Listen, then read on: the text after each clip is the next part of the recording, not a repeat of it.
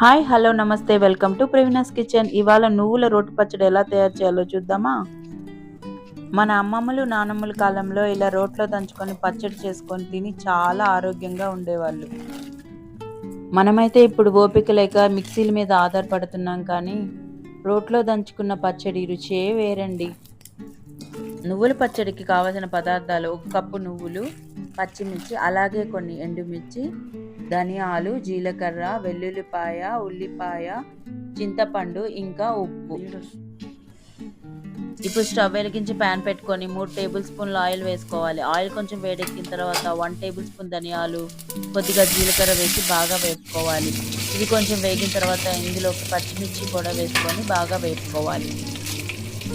పచ్చిమిరపకాయలు బాగా వేగిన తర్వాత ఇందులోకి 4-5 ఎండుమిరపకాయలు కూడా వేసి బాగా వేసి పక్కన పెట్టుకోవాలి.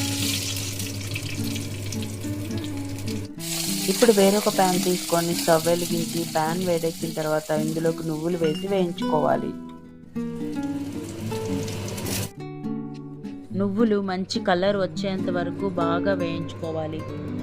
ఈలోపు చింతపండును కూడా నానబెట్టుకోవాలి. ఇప్పుడు రోట్లో ముందుగా నువ్వులు వేసి బాగా దంచుకోవాలి. నువ్వులలో మనకి పోషక విలువలు ఎక్కువగా ఉంటాయి. ఇలా నువ్వులు సగం మెదిగిన తర్వాత ఇందులోకి పచ్చిమిర్చి మిశ్రమం కూడా వేసి బాగా దంచుకోవాలి.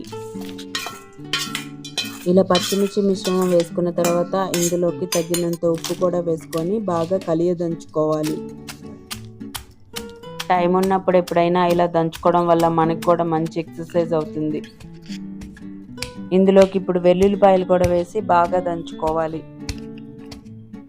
ఇప్పుడు నానబెట్టిన చింతపండును కూడా వేసుకొని బాగా మెదగనివ్వాలి. ఈ పచ్చడి వేడి వేడి అన్నంలో నెయ్యి వేసుకొని తింటే చాలా బాగుంటుంది.